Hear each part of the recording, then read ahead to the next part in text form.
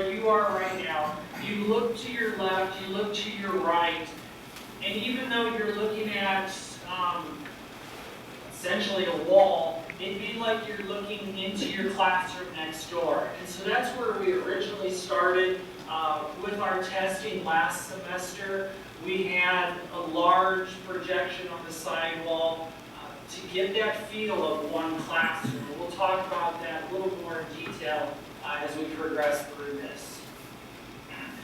So really, it's one thing to put together the classroom, but let's look at it from the knowledge building. Let's look at it from the educational theory of how can this classroom, what we're in today, how can we expect that or hope that it helps our learners learn outside the traditional classroom in what is really an online classroom.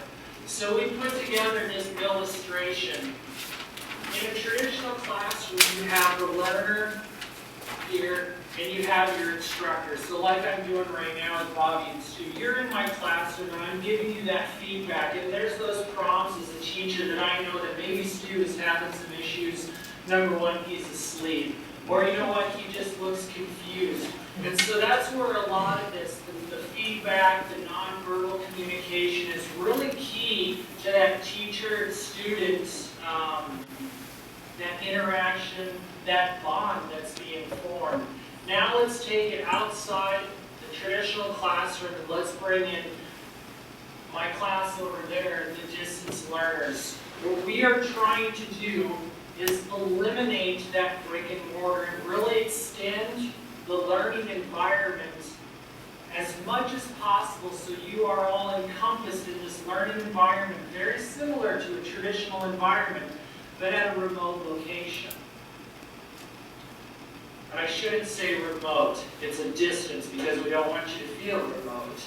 So from there, we came and we did some further research and found three keys to really what our foundation, this classroom, is built upon. Number one is interaction, number two is social presence, and then the third one is immediacy. So as we take a look at each of these a little bit closer, it was Michael Moore who came up with the three levels of interaction. First, learner content, what you're getting right now, which you can get in a traditional classroom and even an online classroom. It's that interaction with the learning, the content, what's on the wall, what's in the book, what's on that YouTube video. Also, there's learner instruction or learner instructor, and that's what's that's what you're getting over there right now. It's this interaction. If you raise your hand, if you make a comment, I can stop and I can say, yeah, go ahead, what do you have to say? The interaction, I'm trying to make you feel as close as possible to me, the instructor, and the content as possible. And the third one then is learner to learn. Brett, yeah, we have a question. Yeah. I was just going to comment, Brett. It looks like, looking at the screen you see on the left, looking at what we see here, it looks like we're missing the top 20% of your PowerPoints not showing up in our room. Yeah, Bruce, that's the fault of the projector next door, something. Okay. That doesn't have to do with what we're Sure. broadcasting. I partially was doing that to see if Brett really could see us. No, we can see you, and I know you're missing that top part. And I probably Okay, apologize. sure. Okay, go ahead. I'm sorry. I figured I'd just challenge you to see if you did see the waving.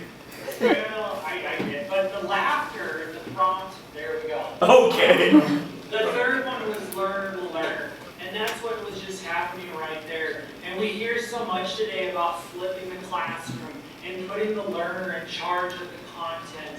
And again, really that's what we're trying to do here. In essence, empower the learners to collaborate, to socialize with one another, again, but beyond the traditional brick and mortar classroom.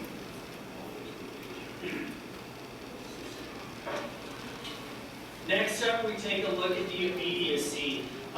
Immediacy can be defined as the psychological distance between communicators. And so what we're trying to do here is just shrink that distance. So educational researchers have found that teachers' verbal, giving praise, soliciting viewpoints, humor, self-disclosure, and nonverbal, the touching, the eye contact, these gestures, that these immediacy behaviors can lessen the psychological distance between myself and the students, leading to greater learning. And so I think we've all experienced that. Again, as I mentioned earlier, if Stu, if he has that puzzled look, it's that nonverbal that is a prompt for me to teach you to say, hey Stu, maybe you didn't understand that concept, and so I can go ahead, switch gears, because maybe it's just not Stu, but others in the classroom as well. Or it's somebody falling asleep. Or I look over there and maybe people are getting up and moving. Hey, I've got to stop the lecture, refocus everybody. That's that distance, that's that personality that we're trying to bring back to the distance classroom, really to shrink that communication divide. And finally, again, the social presence. Exactly, thumbs up, giving praise in person. I like it because, hey Stu, nice job on that exam. Wow, way to go. It's that praise that you're giving in person. Everybody likes to receive praise. Maybe that praise that you get in person means a little bit more than when you see it electronically, or when it comes several days later after first communication's been made. It's quick, it's instant, and it's right there. And so again, that's what we're trying to give our learners in this classroom. This particular picture right here, we have Stu at the front of the classroom. This is our distance classroom from a year ago.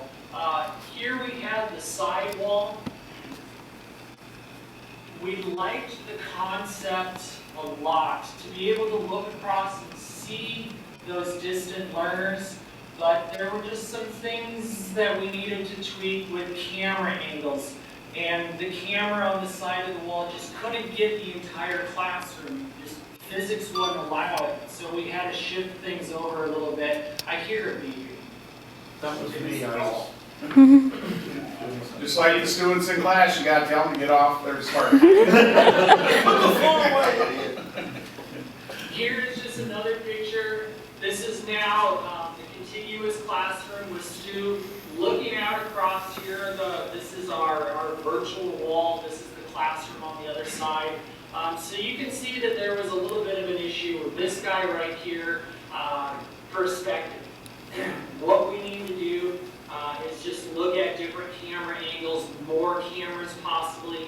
But what we found is that right now we're not where we need to be technologically speaking to really move forward with this just yet. Stu, again, I believe this was the first part of this semester, just once again demonstrating that this was the distance classroom.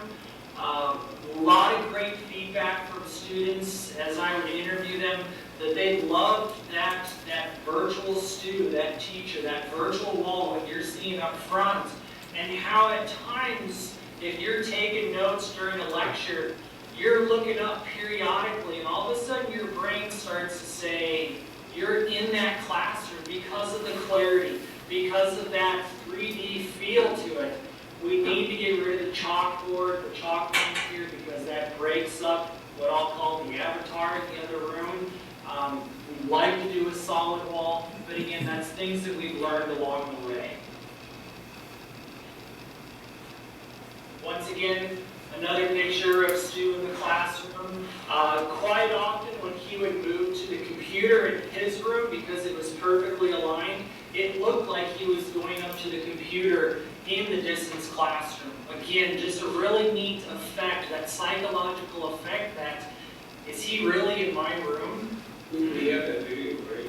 It's coming out. Here's a video we took.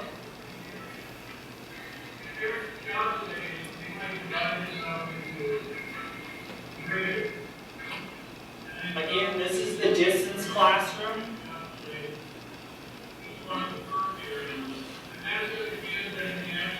Do you walk up to the computer? And the students. So there, Stu's kind of walking up towards the computer, and it just gives that that feel of he's in our classroom. Cool. Oh, you stopped it? I did. Oh, You were just getting ready to come oh, out. yes, I walked up to the students too. Oh.